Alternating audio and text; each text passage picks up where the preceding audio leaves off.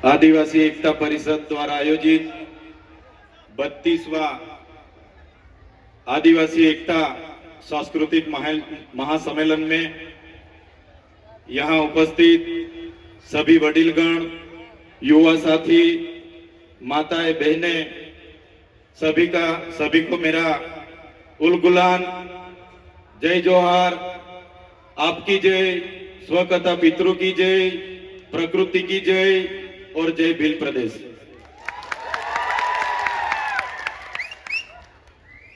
साथियों, माना जाता है कि करीबन 60 लाख साल पहले मानव सभ्यता का अस्तित्व इस पृथ्वी पर हुआ। 50,000 साल पहले मानव का शारीरिक और मानसिक तौर पे विकास हुआ। करीबन 10,000 वर्ष पहले इस पृथ्वी पर कृषि का शुरुआत हुई। जब से कृषि की शुरुआत हुई तब से नई नई राजनीतिक गतिविधियां की भी शुरुआत हुई। आदिवासी समाज की जीवन खूब सरल और संवेदनशील था। साथ ही प्रकृति पूजक और प्रकृति मूल्यों पे चलने वाला था। सहकारिता पर टिका हुआ था। खुद आदिवासी समाज स्वायत्त था, स्वतंत्रता और स्वावलंबन था। जैसे जैसे समय बढ़ता गया, जैसे बाहर के लोगों ने यहाँ आना शुरू कर दिया, जैसे बाहर से आर्य आए, शक आए, होण आए, और यहाँ जो आदिवासी बसा हुआ था, मूल मालिक था, यहाँ की संपत्ति पर कब्जा जमाने के हेतु उन्होंने यहाँ जो सरदार थे, हमारे छोटे मोटे कस्बे कबीला के सरदार थे, राजा थे, रजवाड़े थे, उन आदिवासी राजाओं के साथ संघर्ष हुआ। संघर्ष में कई सारे हमारे कस्बा कबीले के सरदार, कई सारे राजा उस संघर्ष के दौरान हार गए। कहीं ना कहीं बाहर के लोगों ने यहाँ पे आधिपत्य जमाया। बाद में धीरे धीरे चलते हुए हम देखेंगे तो उन लोगों के साथ ही साथ विदेशी फ्रेंच आए, पोर्टुगीज आए, स्पेनिश आए, अंग्रेजों आए, मुगल आए, कई सारे लोगों ने इस देश पे आकर यहाँ की संपत्ति को, यहाँ की खनिज संपदा पर अपना अपना कब्जा जमाया। ऐसे ही चलता रहा। जो आदिवासी अपने प्रकृति पूजा, स्वावलंबन, स्वतंत्र, स्वायत्त, खुद की कमी, खूब कम चीजों पर अपना जीवन जी रहा था, उस आदिवासी को कहीं ना कहीं इस संघर्ष में उतरना पड़ा और कहीं ना कहीं अपनी प्रकृति से, अपनी संस्कृति से, अपनी समाज से उसको बिछड़ना पड़ा। साथियों, हम सब जानते हैं कि जब यहाँ पे पूरे विश्व पे अंग्रेजों का शासन था, 50% अंग्रेजों का पूरे विश्व पे शासन था, तब मेवाड़ में राणा पूजा भील, राजस्थान के हल्दी घाटी में हल्दी बाई, वैसे ही मध्य प्रदेश में चीतू, मध्य प्रदेश में टट्या भील, जैसे अनेक लोगों ने अंग्रेजों के खिलाफ बंड पोकारा था। जैसे महाराष्ट्र की बात करें, खाज्या नायक, उमिया नायक, यहाँ के जितने भी उस समय के क्रांतिवीर थे, अंग्रेजों के खिलाफ अपनी अपनी लड़ाई लड़ रहे थे। हमारे गुजरात की बात करें, कोटला मेहता, केसरी सिंह जैसे लोग वहां भी क्रांति कर रहे थे। ऐसे ही सभी लोगों ने क्रांति की, अपनी अपनी जगह पे जितना हो सके उतनी क्रांति की। जैसे कि मानगढ़ धाम की बात आती है, गुरु गोविंद जी की आगेवाई में वहां सम सभा मिली और 1913 में हत्याकांड हुआ। 1500 भी ज्यादा लोग कि यहाँ वहां शहीद हो गए। इतनी सारी देश की आजादी में हमारे लोगों का योगदान रहा। देश आजाद हुआ 1947 में। देश आजाद होने के बाद तब तो माना जाता था कि देश आजाद हो गया, लेकिन जो लोकतांत्रिक सरकारें इस देश पे शासन पे आई तो अंग्रेजों की जो भी कानून व्यवस्था थी वही कानून नीतियां चलती रही। तो साथियों, देश तो पूरा आजाद हो गया, लेकिन फिर भी आदिवासी समाज आज भी अब खुद गुलाम की महसूस कर रहा है। अब और हम सब जानते हैं, कई सारी पार्टियां बनी, कई सारे धर्म संप्रदाय आए, कई सारे संगठन बने, लेकिन अपनी अपनी संख्या बढ़ाने के अलावा किसी ने भी कुछ नहीं किया।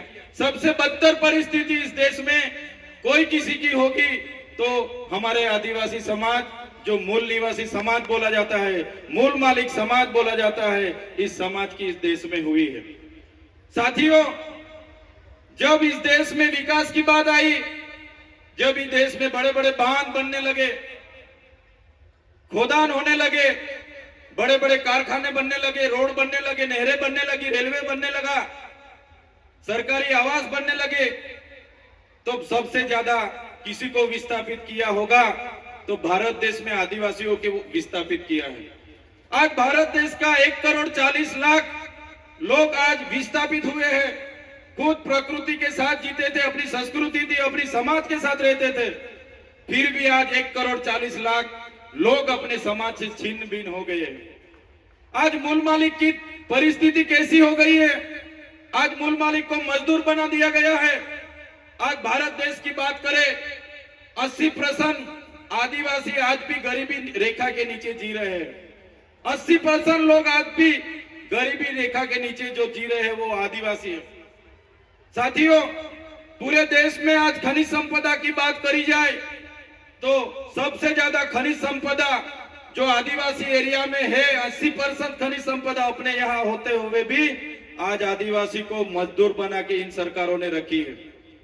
तो साथियों, आदिवासी एकता परिषद यही सिखाता है कि आदिवासी कौन था, कहां से आदिवासी आए, क्या हुआ।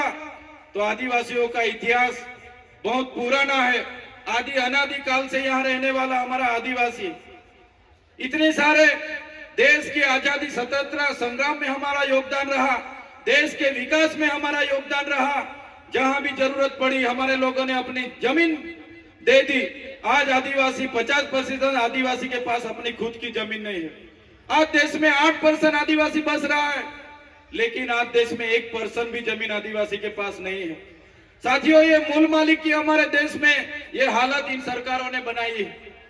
तो साथियों, यही बात हम करते हैं और आज भी यही बात इस मंच से करेंगे कि जिस तरह देश में हमारी परिस्थिति हो गई है, कितनी भी सरकारें आएगी, हम भी आएंगे, जीतेंगे, एमपी बनेंगे, एमएलए बनेंगे, मंत्री बनेंगे, जितनी भी पार्टियां आएंगी, जो गैर आदिवासी की पार्टी होगी वो रिमोट उनके पास रखेगी, हम मंत्री तंत्री या कुछ भी हो जाएंगे, लेकिन आदिवासी की बात रखने के लिए कोई हमारे सामने नहीं आने वाला। साथियों, हम मन से हर बार कहते रहे और आज भी यही बात दोहराएंगे कि हम जिस इलाके से आते हैं वो आदिवासी इलाका है। हम अपनी आदिवासी एसटी सर्टी से अनामत रिजर्व बैठक से एमएलए बने हैं। तो जब भी हमारे समाज के लिए लड़ना होगा, जब भी हम हमारे समाज के लिए बोलेंगे, जब भी हम हमारा भील प्रदेश के लिए बोलेंगे और हमारी पार्टी जिस दिन हमें रोकेगी, इस दिन हमारी पार्टी के लिए हम पहले रिजाइन करेंगे। साथियों, आदिवासी का उत्थान, आदिवासी का उत्थान, आदिवासी का स्वायत्त राज होगा तभी आदिवासी का उत्थान होगा। आज आदिवासी एमएलए एमपी बने हैं, लेकिन जो मेन पोस्टिंग है सीएम है वो आदिवासी नहीं है। ट्राइबल एडवाइजरी की कमेटी आदिवासी के नहीं है, यहाँ के अधिकारी एनजीओ हमारे आदिवासी के नहीं है, इसलिए आज आदिवासी के बारे में कोई सोच नहीं रहा है। साथियों, आजादी के 78 साल हो गए। आज सरकार अमृत काल मना रही है, अमृत महोत्सव मना रही है। आज सरकार कह रही है कि विकास हो गया, विकास हो गया, विकास हो गया। ऊंची ऊंची प्रतिमा बना देने से, बड़े बड़े बिल्डिंग बना देने से, बड़े बड़े बांध बना देने से, अच्छे अच्छे रोड बना देने से आदिवासियों का विकास नहीं होगा। आदिवासियों का विकास तब होगा जब आदिवासियों का स्वशासन आएगा, जड़ जंगल जमीन और खनिज संपदा पर आदिवासियों का अधिकार होगा, अनुसूची 5 लागू होगी, पैसा 1 लागू होगा, सीएम आदिवासी होगा, ट्राइबल एडवाइजरी कमेटी का आदिवासी होगा, तब आदिवासी का विकास होगा। आजादी के 78 वर्ष के बाद भी आज हम लोग हमारे एरिया में टीचर के लिए आंदोलन कर रहे हैं, सड़क के लिए आंदोलन कर रहे हैं, डॉक्टर के लिए आंदोलन कर रहे हैं, रोड रास्ते के लिए आंदोलन कर रहे हैं, पीने का पानी के लिए आंदोलन कर रहे हैं। तो कब तक आंदोलन करते रहेंगे? कब तक धरना देते रहेंगे, कब तक लड़ेंगे, जीतेंगे, जिंदाबाद मुर्दाबाद करते रहेंगे। साथियों, अभी किसी भी तरह की जिंदाबाद मुर्दाबाद करने के लिए हम तैयार नहीं है। अगर सरकार हमारा विकास करना नहीं चाहती, आने वाले दिनों में हम भील प्रदेश बना के रहेंगे। जो हमारा भील प्रदेश था, जो हमारा भील प्रदेश था, आजादी के बाद उस भील प्रदेश को महाराष्ट्र, मध्य प्रदेश, राजस्थान और गुजरात में बांट दिया है। आज भी हम लोग बॉर्डर लेस होके हमारा रोटी बेटी का व्यवहार आज भी चल रहा है। हमारी पूजा विधि, जन्म विधि, मरण विधि आज भी सेम है। आज भी हम लोग, हमारी बोली भाषा, हमारा पहरवेश, हमारा नाच गान आज भी हम सब चारों राज्यों में है। साथियों, ऐसे लड़ने का अभी टाइम नहीं है। सरकार को हम बोलना चाहते हैं, सरकार ऐसे ही करेगी। विकास के नाम पे हमको छिन्न भिन्न कर रही है, हमको बांट रही है, धर्म संप्रदाय के नाम पर बांट रही है। तो साथियों, ज्यादा टाइम नहीं लूंगा मैं, लेकिन जरूर इतना बोलूंगा सरकार को कि जिस तरह तेलुगु लोगों को तेलंगाना मिला, तमिल लोगों को तमिलनाडु मिला, मराठाओं को महाराष्ट्र मिला, गुजरातियों को गुजरात मिला, पंजाबियों को पंजाब मिला, नागा लोगों को नागालैंड मिला, झारखंडियों को झारखंड मिला, इसी तरह आने वाले दिनों में हमारे आदिवासियों को भील प्रदेश चाहिए। देश का 29वां राज्य हमको भील प्रदेश चाहिए। भील प्रदेश हम बना के रहेंगे, ये हमारा अधिकार है। संविधान ने हमको अधिकार दिया है। भाषा की तौर पे, जाति की तौर पे हमको भील प्रदेश मिलना चाहिए। मेरे तमाम बड़े बुजुर्ग, मेरे युवा साथी, मेरी माता बहनों को भी अपील करता हूं इस मंच से, आने वाले दिनों में जो आदिवासियों का विकास करना होगा तो स्वतंत्र राज चाहिए, और स्वतंत्र राज यही होगा, भील प्रदेश बनेगा तभी हमारा राज आएगा। धन्यवाद। जोहार, जय आदिवासी, जय भील प्रदेश। जोरदार तालियां विधायक महोदय के लिए।